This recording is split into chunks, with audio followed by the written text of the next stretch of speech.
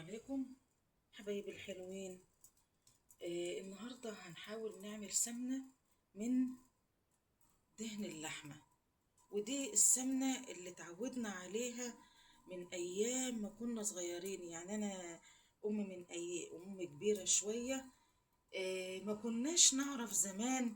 يعني بابايا الله يرحمه ومامتي وعماتي، ما كانش زمان في السمنة الهولندي دي. كان في يجيبوا الدهنة ويقوموا محمرينها شوية ومشوحينها على النار لغاية بس ما تبتدي تخش في النشفان، وبعد كده يحطوا عليها اللبن وشوية ملح وإيدينا فيها لغاية ما تبتدي تفصل الدهنة عن اللبن وتطلع السمنة بتاعتها. وهنشوف دلوقتي وهو ده الصحي. عشان كده خد الطريقة دي إن شاء الله بإذن الله واعتمديها حبيبتي، مصلحة لنا كلنا في الزمن اللي احنا عايشين فيه، خصوصا إن الزمن اللي احنا فيه ده صعب شوية والحاجة غالية. بحط شوية زيت بس صغيرين، أي زيت يعجبك، وأقوم حاطة الدهنة أهي.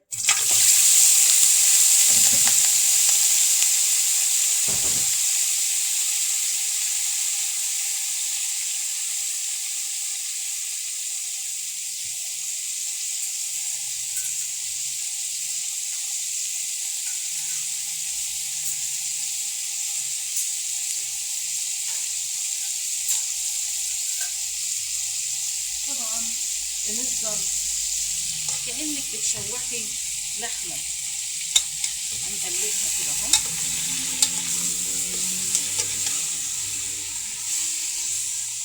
اصبر بس عليها شوية.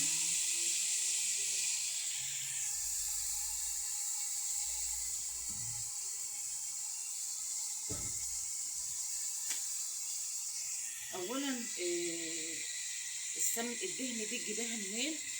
تكوني بس عارفة واحد جزار، لان هي مش من السهل حاليا في زماننا ده تعرفي تجيبي الدهن بسهولة.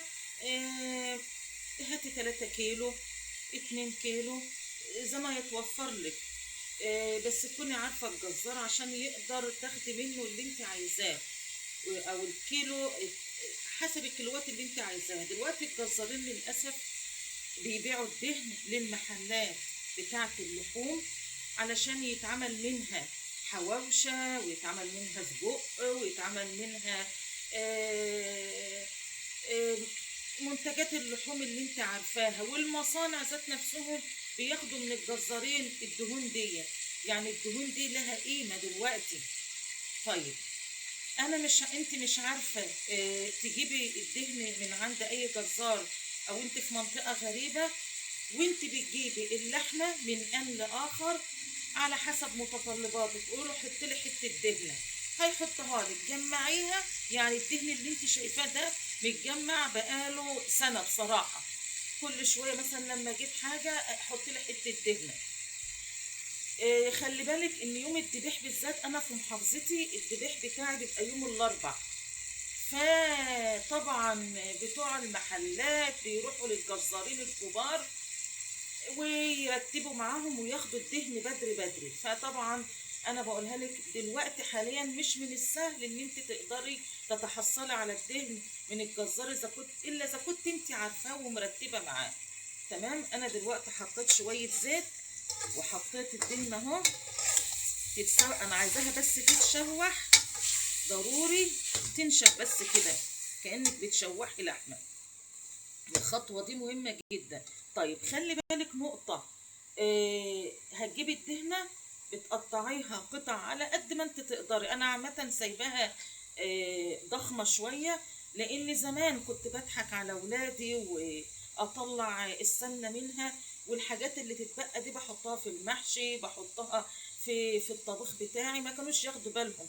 دلوقتي بقى ولادي كبروا ما عادوش حابين الدهن ده لما بيتحمر، ما عادوش حابين يدوقوه في الاكل، فبضطر للاسف ان انا ارميه. علشان كده انا ما قطعتهاش التقاطيع الصغيره، علشان انا بعد ما اطلع منها الدهن بتاعها والسمنه بتاعتها انا مش هستخدمها تاني. تمام. طبعا اول ما تجيبي الدهن عشان تقطعها قطع صغيره على قد ما تقدري، وتقومي نقعاها في شويه خل وليمونه علشان الزفاره بتاعت الايه الدهنه. وخلاص ساعه ساعتين واقوم مشطفاها كويس جدا بالميه تشطيف كويس.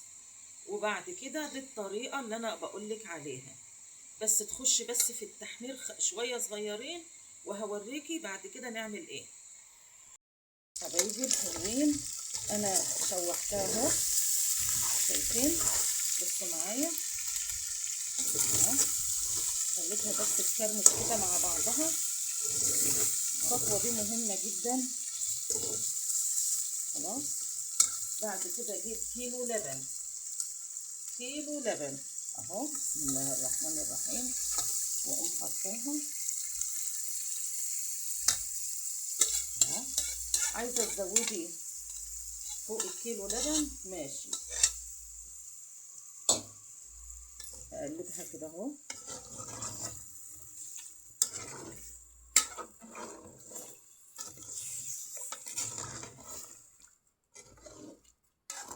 كل 5 دقايق ما تنسيش عليها. بص انا معليه النار، انا معليه النار، مش هوطي النار الا لما الاقي اللبن بدأ يفصل ويطلع الدهون بتاعته. طبعا انا كان عندي حته قشطه رميتها وحطيتها اهو، ما بتقولكيش لا، بتعلي شويه من ايه دسم السمنه اللي هتطلع باذنك يا رب. تمام. ايدينا عايزه تحط كيلو لبن حطي، عايزه تحط كيلو ونص لبن حطي، مفيش ادنى مشكله. خلاص اهوت، احط بس ايه اخر حاجه ماشي شويه ملح صغيرين. شويه الملح ده عشان خاطر ايه تبقى تعمل لك مرتة اهو، انا بكترش الملح. خلاص ان شاء الله، بس عشان الفيديو ميبقاش طويل عليكم، كل 5 دقايق هنقلب فيها وبعد كده هرجع لكم تاني يا حبايبي. بص حبايبي، اول ما تلاقي اللبن خلاص نقص، انا معليه النار، اول ما تلاقي اللبن نقص ووصل للمرحله دي كده، اوطي النار يعني بصي على سهرايه كده، وطيها. ليه؟ لان كده مادام وصلنا للمرحله اللي انت شايفاها دي، هتبتدي بقى مرحله الفصل، ان السمنه تفصل بقى وتبتدي تعوم على الوش والحاجات ديت تنزل تحت.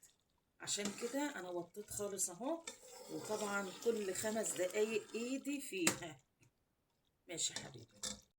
حبايبي بصوا كده لو تلاحظوا، انا طبعا قلت لكم نوطي النار. شوف السمنه، شايفين اهي بدات تظهر اهي، ده اللي بقول لكم عليه. طبعا للاسف كميه الدهن اللي عندي قليله، فهتطلع نسبه يعني اهي هتمشي الدنيا بسيطه. بس طبعا انت لو عايزه تعملي برطمان كبير، لازم تجيبي حوالي 3 كيلو 4 كيلو دهن، 5 كيلو، وتحط عليهم من كيلو ونص ل2 كيلو لبن. وخلي اللبن، خلي بالك نقطة، اللبن يكون مغلي ويكون جاموسي، لأن اللبن الجاموسي دسم، فبالتالي يطلع لك سمنة دسمة جميلة ولها شمخة كده وريحة في الطبيخ بإذن الله. ماشي. بس طبعا تلاحظوا ان انا كل شويه ايدي فيها، لان خلاص بدات تفصل زي ما انا قلت لكم اهو. السمنه اهي شايفينها، بس لسه قدامها شويه، لسه قدامها شويه، فعيني عليها وايدك فيها. مادام بدات تفصل كده اوعي عينك تغيب عنها، اعتبرها لبن عفوا، اعتبرها لبن بيغلي قدامك، وقفوا قدامه، لان طبعا عارفين ان اللبن حرامي بيقوم ايه فاير في وقت ساعتها. فهي دي بالظبط، ما دام بدات تفصل كده ايدك فيها وعينك عليها. مش كل بقى 5 دقايق، ده كل دقيقتين ولا حاجه، عشان ما يحصلش لزق ولا الكلام ده كله، او بعد الشر بعد الشر تسعي عنها تتحرق منك. ماشي حبايبي. حبايبي بص ايدي فيها اهو. ولازم تقلبي الدهن ده لان هو لما بيتحمر بيبتدي ينزل المسل بتاعه. خلاص احنا قربنا على الانتهاء، شايفين اهي. خلاص يعني قدامها حوالي 10 دقايق كده بالظبط. وهبتدي قبل ما اطفي عليها هقول لكم النهايه ايه. وخلي بالك ما تستعجليش عليها، لان انت لما تسويها السمنه بتاعتك دي لما تطلع معاكي مستويه وحلوه تقعد معاكي. لكن لو استعجلت عليها صدقيني ما تقعدش معاكي. والله اكبر الله اكبر، تبتدي تعمل عفنه من على الوش. ليه؟ لانها ما استوتش كويس على النار. قبل ما اول ما تبتدي خلاص تنتهي، قبل ما اطفي عليها هقول لكم كده خلاص انتهى الامر. حبايبي الحلوين وصلنا للنهايه خلاص اهي. شايفين السمنه خلاص كده استوت. شايفين المرته اهي، شايفين المرته يا حبايبي. المرته دي بقى تستخدميها بقى تحطيها على مشي، تغمسي بيها براحتك خالص. طبعا انا الاول هبتدي افصل الدهن كده. بصي بتصفي كده اهو الدهن ده اهو كده اهو ماشي. الدهن اللي انت شايفاه ده اوعي ترميه.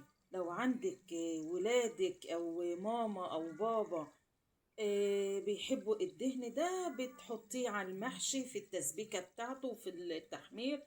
بتحطيه في الطبيخ بتاعك بالدمعة. حلو جدا جدا. بس انا قلت لكم للاسف انا ما عدتش بحتفظ بيه بسبب ولادي ما بيحبوهوش. طبعا هفصل الاول الدهن ده كده على جنب، وبعد كده ابتدي ايه اصفي السمنه بتاعتي. طبعا يستحسن مصفى سلك، لان المصفى السلك بايه بتمنع اي تسرب، يعني لا مرته تقع ولا الكلام ده كله، بحيث تبقى السمنه بتاعتك صافيه. طبعا انا بقولها لك طبعا كميه السمنه اللي طالعه قليله، مش كتيره، لان الدهن اللي عندي كان قليل وانا ما اشتريتش، لان للاسف ما كانش يوم ذبيح. تاني حاجه انا بقولك لازم ترتبي مع الجزار اللي عندك عشان تطلعي كميه سمنه كبيره. تجيبي 5 كيلو زي ما انت عايزه بقى اللي تقدري عليه، 4 كيلو، وتحط عليه كيلو لبن او كيلو ونص كفايه قوي قوي، ويكون اللبن مغلي. تمام يا حبايبي. وايدينا زي ما احنا فيها شفناها اهوت. وبكده تبقى خلصنا السمنة بتاعتنا، ودي تستخدميها في الطبيخ طعمها جميل جدا. إيه كل سنة وانتم طيبين، ويعود عليكم الأيام بخير يا حبايبي. ويا رب كده تبقوا في صحة وسعادة وسلام. وأتمنى منكم الكومنتات الحلوة، الإعجاب والشير، ودعموني. كل سنة وانتم طيبين. باي باي.